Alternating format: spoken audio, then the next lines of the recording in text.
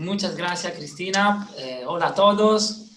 Gracias por invitarme nuevamente en esta nueva ocasión de formación. Os agradezco mucho el trabajo que estáis haciendo en la Escuela de Hostelería de Barcelona para ofrecer estos webinarios y gratuitos. Son una ocasión tremenda de formación y de educación.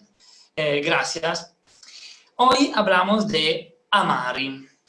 Yo soy, para los que no me conocéis, yo soy Andrea Senna y ya nos hemos conocido hace 2 semanas en una charla aquí en la ESOP sobre el vermut, donde hemos hablado abundantemente de esta bebida aperitiva. Así que hoy vamos a completar un poco el cuadro presentando los hermanos del vermut, o sea, todas aquellas bebidas aperitivas y digestivas que completan la familia. El vermut, de hecho, otra cosa no es que un amaro al fondo. Yo soy Andrea Senna y soy uno de los socios fundadores de las Bermudas, para quien no me conoces. Y la última vez, sobre la charla del vermut, nos hemos saludado justo con esta imagen, si os recordáis, esta maravillosa imagen de esta hora del aperitivo, de estos 4 amigos que ahora echamos tanto de menos en esta época y deseamos volver en estos momentos. Aquí el aperitivo está de moda, esto incluso sobra decirlo, esto es obvio. Hay economistas, hay críticos, hay gastronomistas que apuntan de hecho las bebidas aperitivas y al momento del aperitivo ahora como el futuro de la hostelería. Esto es la razón por la cual yo junto a otros socios hemos creado lo que es las Bermudas University, una verdadera academia de formación sobre las bebidas y la costumbre del aperitivo. Dentro de la bebida aperitiva y digestivas vamos a mencionar, aparte del vermut, también los bitters y los amari. De hecho, hoy vamos a la descubierta justo de estas 2 bebidas, que como veremos de historia a contar, tienen muchísimas. Para quien no conoce las Bermudas es un proyecto dentro del cual elaboramos nuestros vermut, elaboramos nuestros productos aperitivos y digestivos. También tenemos vermuterías aquí en Barcelona de momento, y lo consideramos como un nuevo concepto, un concepto de amarería. Fundamentalmente somos la primera amarería en España, especializados en el bitter y en los amaros. De hecho, en las Bermudas podéis encontrar todo tipo de vermut, de diferentes estilos, de bitters, de amari, pero no solamente bebidas, sino, como mencionabas antes, también da un punto de vista gastronómico. Nos hemos especializado en el sabor amargo y hoy descubriremos en los próximos 20-25 minutos que nos quedan el por qué tanto interés en este sabor amargo tan despreciado por muchos. Así que aquí tenéis el mapa de las Islas Bermudas, le hemos dado una forma, un lugar, un destino. Las Bermudas, con V de vermut, es un archipiélago de 4 islas bermuteras y aperitivas, de lo cual, como podéis ver en el mapa, una isla entera está totalmente dedicada al gusto amargo. Tan interesante. Y descubriremos de paso por qué. Cuando hablamos de amaros o de bitters, de aperitivos en general, se nos abre delante de nosotros un mundo de preguntas. ¿Qué es un amaro? ¿Qué es un aperitivo? ¿Y qué diferencia hay entre un aperitivo y un digestivo? ¿El vermut se puede considerar de hecho un amaro? Hablando de amaros, ¿dónde han nacido? ¿Y cuándo? ¿Cómo se sirve un amaro? ¿Cómo podemos disfrutar de esta bebida? Existen cócteles con amaro, existen platos cocinados con esta bebida y, último pero no último, ¿dónde podemos disfrutar de un buen amaro? Estas son algunas de las preguntas que intentaré contestar a lo largo de los próximos 20-25 minutitos que nos quedan y son solamente algunas de las preguntas que a mí se me han ocurrido como divulgativas. Cierto es que si tenéis preguntas o curiosidad, os invito a escribirlas en el chat para contestarlas al final de esta charla y si no nos dará tiempo, también contestarlo dentro de las próximas 24 horas también vía mail. Así que nosotros de las Bermudas os invitamos a reflexionar y preguntar cuanto más sobre los amargos. Así que empezamos nuestra charla de hoy con el gusto amargo. Ahora, hablando del gusto amargo, ¿a cuántos de vosotros le gusta el amargo? ¿A cuántos de vosotros le encanta, disfruta cuando tomamos una bebida o una comida amarga? Creo que la respuesta es bastante obvia.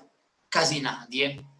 De hecho, esto es un rasgo de la naturaleza humana. Aquí tenéis, de hecho, un tentativo de definir el concepto de amargo en una sola imagen. Si es verdad que una imagen vale más de 1000 palabras, entonces podríamos definir el concepto de amargo con este maravilloso cuadro de Adrian Brouwer, que en el 1636, era un artista flamingo, dibuja este maravilloso The Bitter Trunk, el trago amargo. Y al lado, en la vuestra derecha, he intentado dar una nueva visión postmoderna del mismo cuadro, la bebida amarga en las Bermudas. Entre las dos imágenes hay más de 400 años de historia, de diferencias, pero como podéis ver, poco ha cambiado, sino nada, en nuestra concepción del amargo. El amargo, de hecho, es algo desagradable. Y el arte visual no es la única que ha intentado definir el concepto de amargo, sino que también en la literatura se ha usado mucho el concepto del amargo. Pietro Bembo en el 1575 en sus obras nos cuenta amare senza amaro no se puede. Amore y amaro, que comparten la misma raíz, de hecho, comparten también un poco el mismo significado. No existe un amor dulce sin su componente amarga. Y aquí también en las Bermudas podéis ver un cuadro que de hecho tenemos incluso a la venta en las Bermudas, Amore Amaro. Entre estas dos imágenes hay otra vez 500 años de historia, pero como podéis ver, el concepto del amargo sigue siendo lo mismo. Ahora, si queremos definir lo que es un amargo, quizá podríamos buscarlo en el RAE, ¿no? Vamos a estudiar la etimología, que es esta rama del saber que, explorando los orígenes de la palabra, puede desvelar secretos ocultos de las mismas. Y si buscamos el significado de amargos, descubrimos que la palabra amargo viene del latín amarus, que significa dolor, significa triste. El adjetivo amargante, de hecho, viene lo mismo del latín, amargante, que significa doloroso, entristecer. De amargo, viene la palabra amarillo, que es el color asociado al sufrimiento, es el color de la enfermedad, este amarillento enfermo, la bilis amarilla, de hecho. Y de los 6 significados que podéis encontrar de la palabra amargo, solamente el último se refiere a un sabor, al gusto. Todos los 5 otros significados tienen una connotación negativa. Una sonrisa amarga es una sonrisa melancólica. Un amor amargo es este amor que te deja un sabor amargo en la boca, de hecho, un sabor triste. Un trago amargo es una mala noticia. Entonces, como podéis ver, cuando nosotros pensamos al amargo, estamos pensando ad algo negativo, ad algo triste, ad algo que nos duele. ¿Cómo podemos entonces disfrutar de una comida o de una bebida amarga si en la naturaleza misma de la palabra amargo se esconde esta connotación, este color, este dolor, este sufrimiento? De hecho, esto tiene su justificación también científica. Todo el mundo sabe, de hecho, que las mujeres tienen una tendencia a percibir el amargo mayor con respecto a los hombres. E incluso esta sensibilidad a percibir el amargor se incrementa cuando la mujer tiene un embarazo. Durante el embarazo, de hecho, aumenta la sensibilidad a los olores y sobre todo a los compuestos amargos. Y esto tiene su sentido evolucionístico. Un tentativo, esto, del Homo sapiens, de intentar defender el feto de un eventual compuesto envenenado, algún compuesto tóxico que se puede encontrar en una bebida o comida que introducimos dentro de nosotros. El amargo, de hecho, es un sentido de defensa. Nos permite reconocer lo que es tóxico y lo que nos puede provocar daño. De hecho, nosotros tenemos un rechazo natural al amargo. Los niños rechazan naturalmente, instintivamente el amargo ya desde los primeros meses de vida. Y este sentido del amargo no es que lo tenemos solamente los Homo sapiens, los hombres. También otros primates y otros mamíferos tienen desarrollado ese sentido del amargo. Los primates reconocen perfectamente el sabor amargo. Incluso en los gatos la cosa va más allá. Los gatos, como sabéis probablemente, los gatos no reconocen el dulce, no tienen receptores para detectar el dulce, pero tienen unos receptores amargos muy desarrollados y pueden discriminar diferentes tipos de amargura, mucho mejor que los hombres. Hasta las ovejas, por ejemplo, que incluso tienen este amargo tan desarrollado que pueden comer diferentes tipos de plantas amargas dependiendo de lo que su cuerpo necesita. Esto es un poco extraordinario, pero del otro lado nos da esta visión que cuando bebemos algo amargo o comemos algo amargo es algo tóxico, es algo envenenado, algo que tenemos que evitar sí o sí. Pero cuidado, porque el mensaje que os quiero dar hoy en esta charla es el siguiente. Así como no hay blanco sin negro, así como no hay luz si no hay oscuridad, así como no hay ruido si no hay silencio, cuidado, porque no hay dulce sin amargo. Vamos a profundizar un poquito más este tema. Primero de todo, el amargo es un gusto y un sabor. Esto, si somos profesionales de la hostelería, bartender, chef, cocineros o incluso simples apasionados, esto tenemos que tenerlo muy claro. El amargo es un gusto y un sabor, pues no es lo mismo. De hecho, de gustos solamente hay 5 conocidos hoy. Los conocemos todos, ¿verdad? Dulce, ácido, salado, amargo y umami, ¿sí? Este sabor que detecta la carne, las grasas, las proteínas. Solamente de gusto ne hay 5 gustos, pero de sabores ne hay infinitos. De hecho, los sabores es la combinación de estos 5 gustos junto a la textura y a la temperatura. Es una diferencia importante. El amargo es un gusto básico. Además, es un gusto, se define adquirido. Significa que para disfrutar del amargo tenemos que entrenarlo, tenemos que tener experiencia. De hecho, el amargo es el sabor de los adultos. Pero no es un sabor el amargo, ¿sí? Porque el sabor es el conjunto de otras características. ¿Dónde se detecta el amargo? Como bien sabéis, tenemos este maravilloso sistema de detección, la boca y la nariz, que nos permite detectar aromas y sabores, y gustos también. Pero cuidado, porque aquí de hecho en la derecha tenéis esta imagen muy vista de una mapa de la lengua, una lengua que está dividida por zonas. Cuidado, esta mapa no existe. No hay una zona de la lengua que está adibida a percibir un determinado tipo de gusto. ¿Qué va? En toda la lengua nosotros podemos percibir los gustos. Y toda la lengua tiene receptores para cada uno de los 5 específicos gustos hoy conocidos. Entonces, cuidado cuando os cuentan que el amargo se detecta al fondo de la lengua, porque esto no es verdad. ¿Sí? Y último, pero no último, ¿qué es el amargo? El amargo, hemos dicho, es un gusto básico adquirido, ¿sí? Pero no es, de hecho os invito a no confundir el amargo con el seco, con el astringente, con el ácido, con el picante. Todos estos son sabores, de hecho, bueno, salado es un gusto, son sabores que no son amargos. Entonces, el seco no es amargo, el astringente no es amargo, ¿sí? Esto hay que tenerlo muy claro. Ahora, siguiendo con este ejemplo del artístico, los pintores a la hora de crear sus obras de arte tienen a disposición una tabla de colores, ¿sí?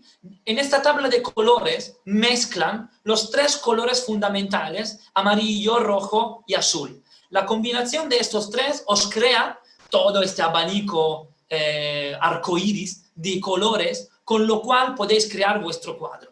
Nosotros, bartender, chef, cocineros, todos los que trabajan en el sector de la hostelería, no trabajamos con pintura, pero trabajamos con sabores, que es exactamente lo mismo.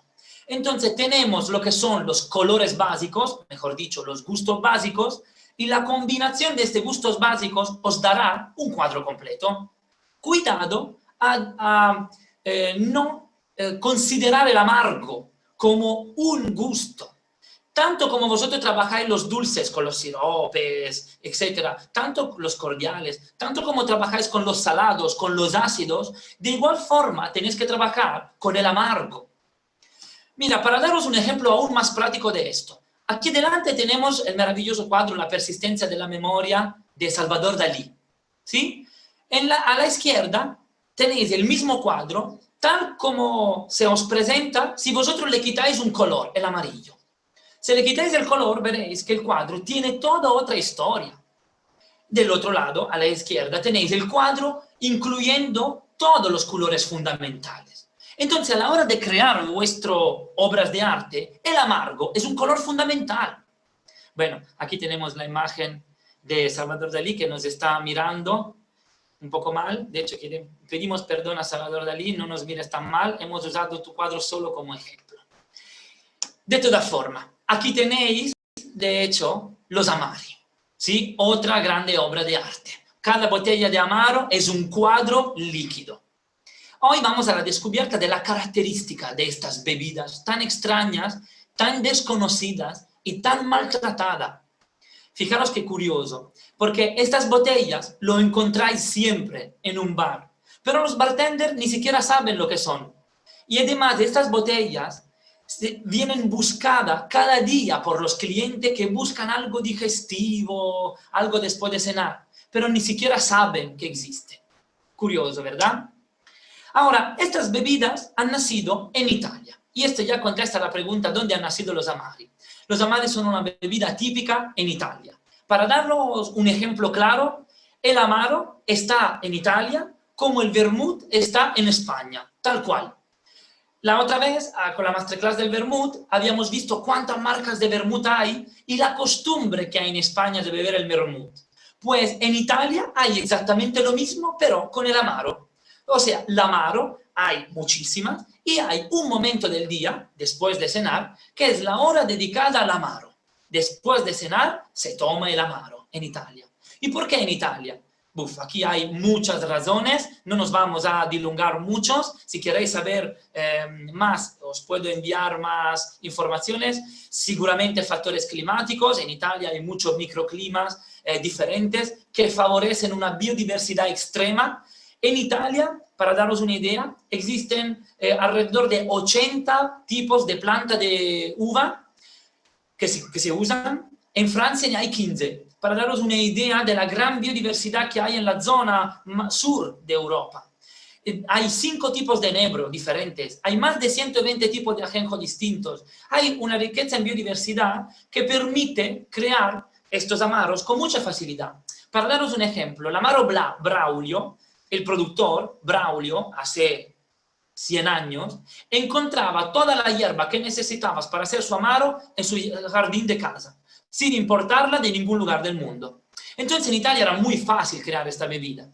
También hay razones histórico-políticas. Italia siempre ha sido fragmentada en muchos estados que han favorecido en cada estado la tradición de crear sus productos.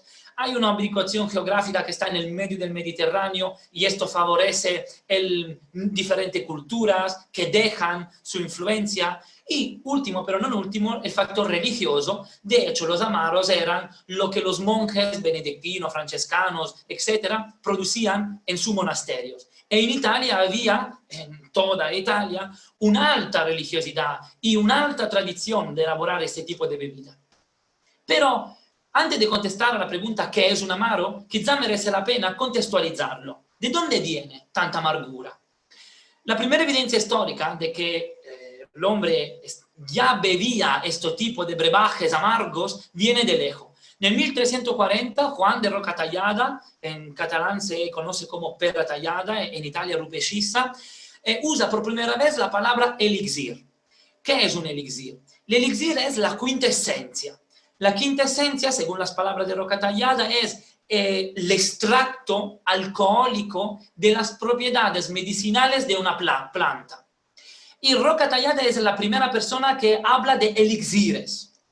En el 1520, Paracelso, que conocemos todos, de hecho, en su alquimia, crea el famoso elixir de larga vida, el elixir de la eterna juventud, el elixir propietatis, este brebaje amargo, obviamente, extracto alcohólicos de botánicos, que os permitía curar de cualquier tipo de enfermedad. Es interesante que en esta época la alquimia, que es el papá de la actual química, tenía este fin de crear, sacar, extraer con el alcohol los productos, principios activos de las plantas.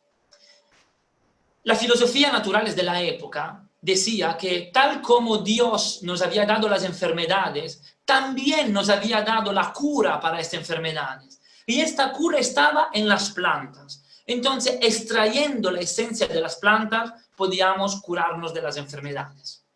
¿Qué es el elixir? El elixir es el papá del amaro actual. El elixir es un extracto alcohólico de un determinado tipo de hierba o planta. Elixir deriva del árabe el ixir, que significa de hecho extracto.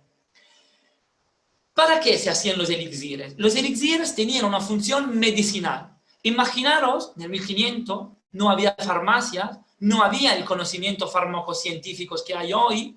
¿Cómo nos podíamos curar de las enfermedades? Sin vacunas, sin antibióticos, sin ningún tipo de pastilla, con los elixires. Los elixires eran compuestos obviamente amargos, pero curaban y prometían curar cualquier tipo de enfermedad. Así que en el 1700 nosotros teníamos muy claro dos tipologías de producto. De un lado teníamos los licores dulces, entre los cuales metemos ratafias, rosolios, vermuts, ¿sí? Entonces, licores de gin, por ejemplo. Entonces, licores dulces, que usaban los licoristas y usaban también lo que eran los gastronomistas. Del otro lado, teníamos los elixires, que eran usados como fines medicinales, eran usados y se encontraban en las farmacias de un tiempo. ¿Sí? Los amaris todavía no existían. Hay que esperar unos añitos, en el 1579, Gabriele Fallopio, que seguramente conocéis y os recordáis por las trompas de Fallopio, de hecho, era un médico y publica diferentes escritos, entre los cuales El secreto y diversi miracolosi, donde nos habla por primera vez de cómo endulzar los elixires, añadir azúcares a los elixires, para hacerlos más potables.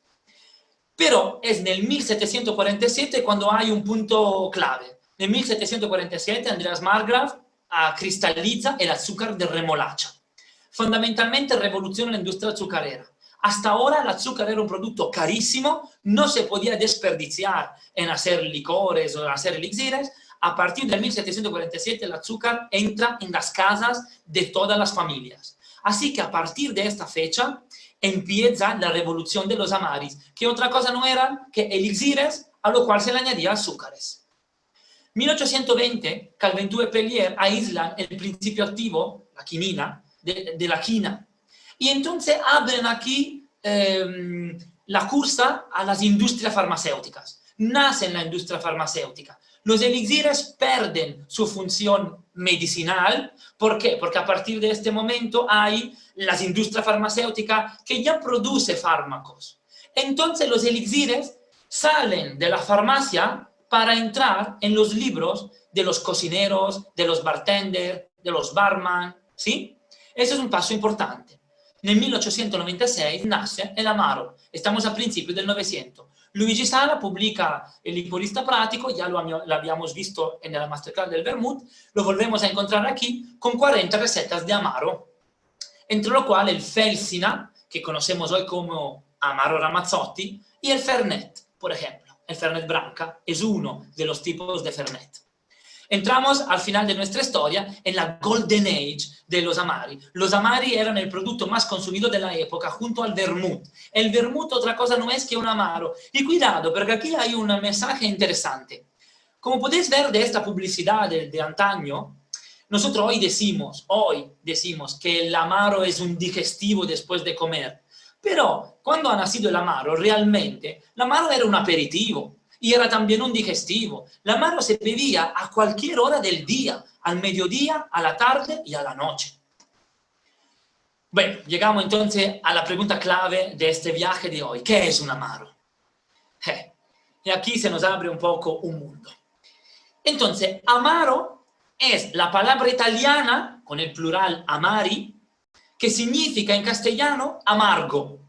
En inglés lo traducimos con bitter. Amaro, amargo, bitter. ¿Sí? Significa amargo. Pero aquí se complican las cosas. Cuidado, porque un amaro no es un bitter. Y un bitter no es un amargo tampoco. A ver, ¿cómo explicarlo de forma más fácil? Conocemos toda la diferencia entre bourbon y whisky. Todos los bourbon son whisky, pero no todos los whisky son bourbon. Pasa lo mismo con los amaris. Todos los amaris son bitter, pero no todos los bitters son amari. ¿Sí?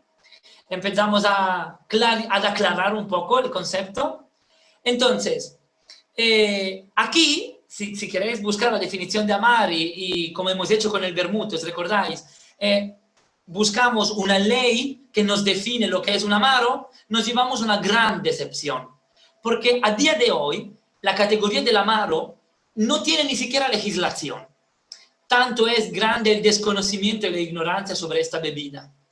La ley, que aquí la podéis encontrar, la ley 110/2008, os dice que el amaro otra cosa no es que un licor que tiene que tener 15% de alcohol mínimo y 100 gramos por litro de azúcar. Y que tiene que tener unos aromas amargas. Y ya está, sin especificar cuál. O sea, como podéis ver, la definición es no ancha. Lo siguiente, no define realmente lo que es un amaro.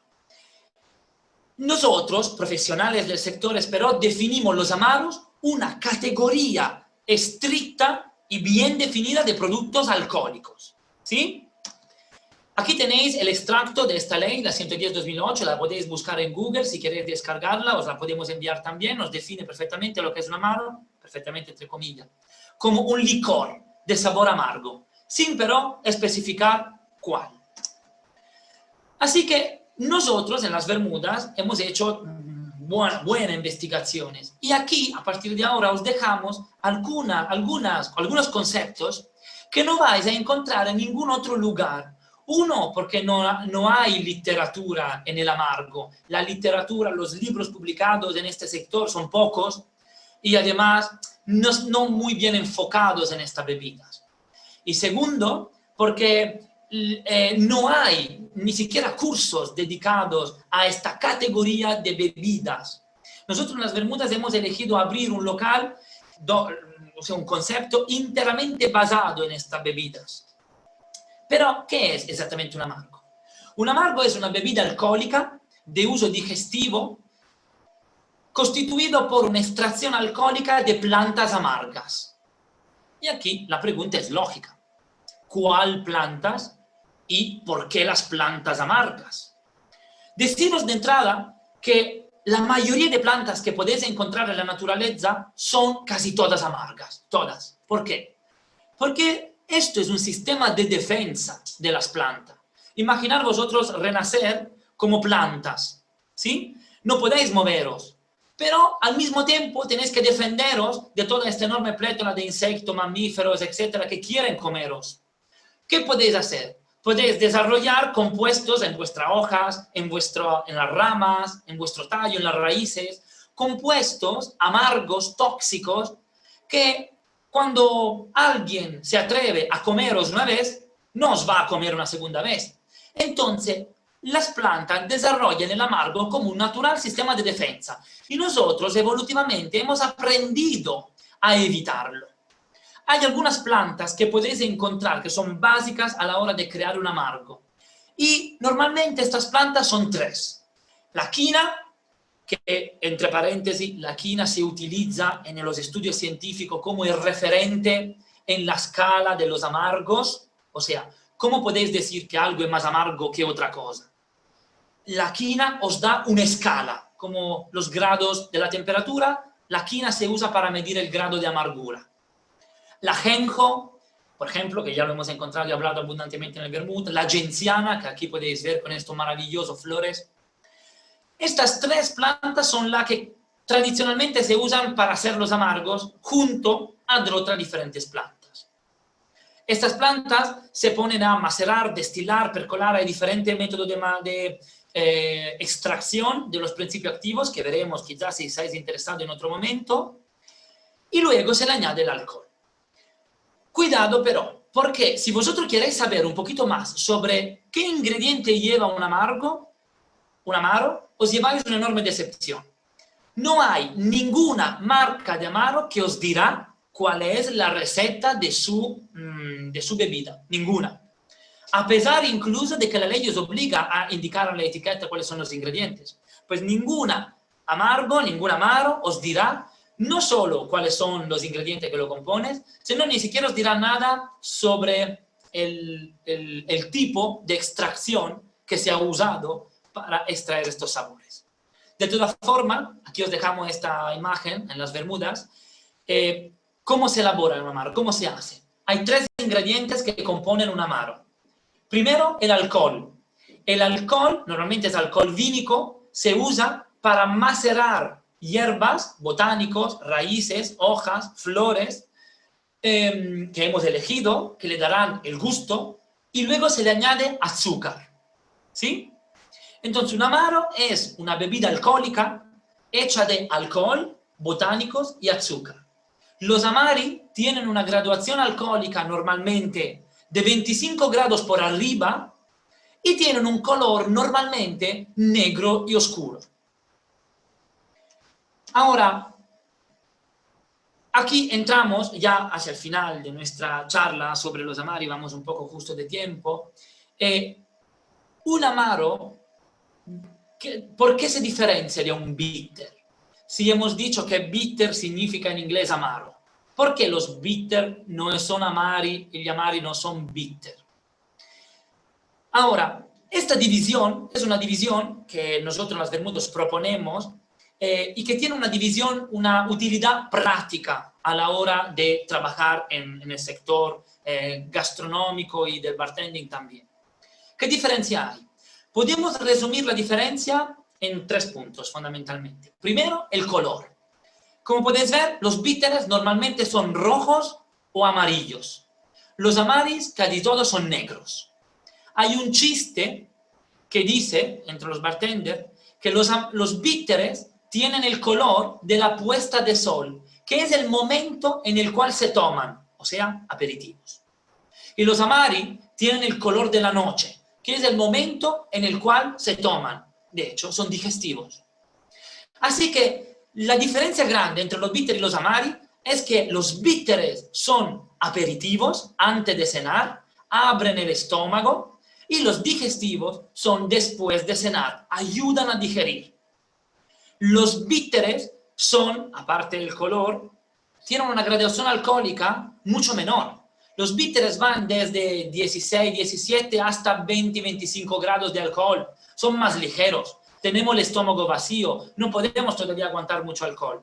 Pero los amari tienen 25 hasta 35, 37 grados de alcohol o incluso más. De hecho, se toman a estómago lleno. ¿Sí? ¿Está clara la diferencia entre bitters y amari?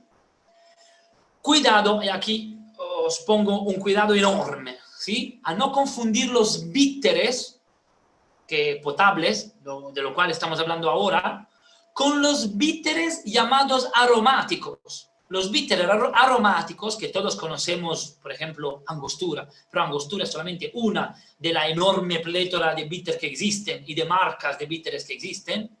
El Peugeot, el Bitter True, el Bittermens, son todos bitters aromáticos. ¿Esto qué son? fijaros para complicar las cosas. Estos bitters que encontráis en este botecito pequeños, otra cosa no son que amari concentrados. Y que se usan, los bartenders lo usan para sancionar. Como un chef usa pimienta y sal para sancionar, los bartenders usan los bitters aromáticos para dar sabor a los cócteles. Pero estos bitters aromáticos no son los bitters aperitivos de color rojo, Campari, Aperol Select, que se usan para beber. ¿Sí? Entonces aquí, os lo había dicho al principio, que el tema Amari era un poco difícil de masticar. Pero aquí lo tenemos claro, ¿verdad? Distinción entre bitter y amaro, y cuidado, porque entre los bitters hay los bitters aromáticos y aperitivos. Y llegamos al final. Dentro de la categoría de los amari, podemos encontrar amari de diferentes tipos. Por ejemplo, el Fernet. El Fernet no es una marca de amari, el Fernet Branca que todo el mundo conoce. No es una marca, es una categoría de amari. De hecho, puedes encontrar el Fernet de Martini, el Fernet de Cinzano, el Fernet de Meletti, hay Fernet de muchas marcas. Fernet es una categoría de amaros hecho con un particular tipo de botánico, la Aloe ferox y la ajenjo. Fernet es un ejemplo de amari. Le podemos añadir otros tipos de amari, por ejemplo. Amari alpini son todos aquellos amaros que tienen como sabor principal la frescura de la menta, normalmente son muy amargos. Al ruibarbo, como el rabárbaro zucca, por ejemplo, tienen entre todas sus hierbas el ruibarbo como componente esencial. Hay los amaros al gusto de alcachofa, como por ejemplo el chinar, es un delicioso aperitivo, pero también digestivo. Hay los amaros a la quina martini, a la quina San Clemente. Hay los americanos, que son vinos aromatizados, de hecho, a la genciana. Los vinos al ajenjo, que vosotros conocéis perfectamente con nombre de vermut. El vermut otra cosa no es que una categoría de amaro. Hay los amaros cítricos, hay los más herbales, hay la ratafia, que hoy aquí en Cataluña la ratafia es un amaro. Jägermeister es un típico ejemplo de amaro, por ejemplo. Unicum es un amaro también. Y hay también los amaros más especiados, o la ferroquina. En fin, ¿cómo podemos orientarnos en todo este mar, océano, que se nos ha abierto hoy, ahora, con esta charla? En las Bermudas tenemos alrededor de más de 50 tipos de amaros diferentes. Y en las Bermudas nosotros hemos creado un mapa para tenerlo claro y para que los clientes puedan elegir su amaro a la hora de disfrutarlo. Como podéis ver, aquí lo tenéis dividido en aperitivos, bitter y digestivo, amari. Entre los bitter están ordenados del menos amargo al más amargo. Y los amari, lo mismo, del menos amargo al más amargo. Si sois nuevos y nunca habéis probado un amargo, en las Bermudas os recomendamos empezar a probar el Montenegro, el Borshi, la Amaro Averna, que son todos amaros más fáciles de entender, deliciosos. Si sois más expertos, entonces vamos hacia el fondo de la escala, donde encontráis los Fernet, por ejemplo, o hasta el Centerbe, que desafío a cualquier de vosotros de probarlo. Y llegamos al final de nuestra historia. Bueno, aquí podríamos estar hablando más de una semana con el tema Amari en la coctelería. ¿Por qué? Porque realmente los cócteles han nacido con el Amari. Si vosotros buscáis la primera definición de cóctel del 1806, en la primera definición de cóctel os decía que un cóctel otra cosa no es que un destilado, probablemente brandy, con dulce, azúcar y bitter. O sea que el bitter ha creado los cócteles. Entonces la mixología ha nacido con los amari. Y aquí podríamos estar hablando muchísimo sobre el tema amari en coctelería. El mensaje que quiero dejar claro es que los amari y los bitters son el verdadero secreto de cualquier bartender que hace cócteles. Probar a hacer un daiquiri y añadirle un toque de bitter o un toque de amaro, ma una punta, no estamos hablando de centilitros. notaréis como vuestro cóctel de repente abre todos sus aromas. El secreto de un cóctel son los bitters y los amaris. De hecho, os invitamos a probar algún cóctel. Nosotros tenemos una carta especializada en cócteles con amari solo, donde no hay destilados. Nosotros en las Bermudas no usamos ni vodka, ni gin, ni brandy, ni rum, ni whisky. No, no, que va. Con el amaro ya tenemos suficiente. Hacemos amaro sour, amarguita, cócteles en el cual el único componente alcohólico son los amari. El mensaje que quiero daros con esta diapositiva es, podéis incluso crear una entera carta basada en los amari. Y esto en las bebidas. O sea, todavía no hemos hablado de la gastronomía, que ahí es otro mundo. De todas formas, si os animáis a crear vuestros propios amari, nosotros invitamos a contactarnos, a escribirnos en nuestra mail, porque nosotros somos muy apasionados, hacemos amaros en casa, y si queréis hacer vuestro propio amaro, vuestro propio bitter en casa, os invitamos a escribirnos, porque nosotros tenemos recetas que podemos enviaros para crear en vuestra propia casa hoy mismo un amaro y disfrutar de esta bebida amarga. Creo que vamos un poco largo de tiempo, lo siento un poco, Cristina. Llegamos al final de nuestra charla, viaje sobre los amari, y como último mensaje que quería dejaros es esto, que es uno de los 28 artículos que tenemos en la Constitución de las Bermudas.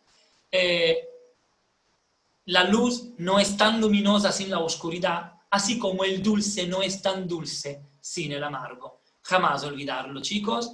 Espero haberos encendido la bombilla de la curiosidad por esta categoría de bebidas, los bitter y los amari, que como habéis podido ver hoy, son muy maltratados, muy incomprendidos, pero al final podéis encontrar el lado dulce también en algo tan amargo como los amari. Gracias, Cristina, gracias a todos, y espero que podáis seguirnos en nuestras redes sociales, en las Bermudas, compartir con nosotros todas vuestras impresiones, preguntas. Si queréis disfrutar de un buen amaro, nosotros esperamos en las Bermudas para compartir un amaro juntos.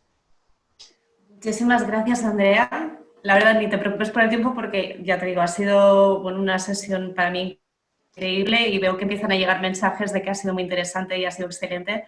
Creo que nos has ayudado mucho más a entender, bueno, yo en mi caso soy principiante y ya me he apuntado por dónde debería empezar. y nos has ayudado pues, a entender mucho más, a contextualizar y bueno, a aprender muchísimo. Entonces, tenemos algunos minutos por si queréis hacer alguna pregunta. Andrea, igualmente os vuelvo a recordar que si queréis volver a ver el seminario podéis tenerlo a partir de mañana en la página web. Mira, preguntaban, vale, ya lo has puesto ahí, ¿no? ¿Dónde podrían escribir para el tema de la receta? Sí, si queréis saber más o queréis alguna receta de amaro para hacerlo en casa, en info@lasbermudas podemos enviar este mini tutorial en el cual podéis encontrar alguna receta y resumido un poco todo lo que hemos dicho hoy. Y estaríamos encantados de compartir, y nuestra misión es divulgar la cultura del amaro aquí, en España y no solamente, así que estaríamos encantadísimos de tener contactos con todos. Si tenéis cualquier tipo de preguntas, o si queréis realmente venir a probar un amaro, os ha venido la curiosidad y la gana de probar un amaro, en las Bermudas os esperamos con los brazos abiertos, sois más que bienvenidos. Mira, ha llegado una pregunta, ¿vale? Que no le había quedado muy claro si se podía tomar un amaro como aperitivo o tiene que ser siempre un bitter. Esto... Ok, aquí podemos contestar de una forma didáctica, académica y de una forma práctica. La forma académica dice que normalmente los bitters son aperitivos antes de cenar y los amari son digestivi después de cenar, ¿sí? O de comer. Pero a nivel práctico, un bitter se toma perfectamente después de cenar y un amaro se toma perfectamente para abrir el estómago.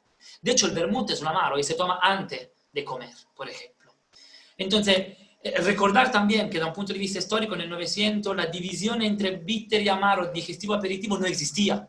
Es algo que hemos introducido hoy nosotros porque ahora nos va bien intentar categorizar todo y poner todo en su sitio, pero en realidad esta distinción es efímera, no existe. Preguntan, y creo que muchos lo queremos saber, que ¿cuándo abrís las Bermudas? Las Bermudas abrirá ahora cuando se levantará por fin, finalmente, este confinamiento. Reabriremos, supongo, será 1 de junio. Todavía a día de hoy no tenemos una fecha concreta porque el gremio de hostelería tampoco nos ha comunicado la fecha. Yo apuesto para los 1 de junio. Pero igualmente podéis seguirnos en Instagram porque cada día en Instagram hacemos unos directos a la descubierta del mundo de los vermut y de los amari, en directo contacto con los productores. Entonces, hasta cuando abrimos, os invitamos a seguir los directos que hacemos en las Bermudas. Exacto. Mira, preguntaban, bueno, ¿cuál es la diferencia básica entre un amaro y un vermut y si los ingredientes eran básicamente los mismos? Sí, vale, diferencia entre amaro y un vermut. El vermut, como hemos visto, es un tipo de amari, es una categoría, como el Fernet, el Ferrochina, hay el vermut, vino la genciana, ¿sí? Entonces es una categoría de los amari. ¿Qué diferencia hay? Es que todos los vermut son amari, claro, pero no todos los amari son vermut. ¿Por qué? Porque el vermut, para llamarse vermut, tiene que tener 75% de vino mínimo y además tiene que tener ajenjo, o sea, la planta de la artemisia en su composición, más una componente de azúcar, depende de qué tipo de vermut queremos hacer. Entonces, un amaro no es un vermut porque no lleva necesariamente ajenjo. Y además, el amaro se diferencia del vermut porque el amaro es a base destilado. El vermut es a base vino. De hecho, podemos definir un amaro un vermut destilado. No sé si ha quedado claro. Sí, yo creo que sí, Andrea. Bueno, nos pasamos un poquito ya de tiempo, se nos está acabando. Entonces, simplemente, bueno, lo que dice Andrea, que lo podéis seguir en la red social, en Instagram y bueno, que a ver si lo visitamos todos. Entonces, agradeceros acompañarnos esta tarde. Muchísimas gracias, Andrea. Muchísimas gracias, Cristina. Encantadísimo por agradecerte por este momento y esta oportunidad de profundizar tema que de otra forma seguramente no hubiéramos tenido. Gracias. Gracias a ti. Gracias a todos por acompañarnos y esperamos que tengáis muy buena tarde.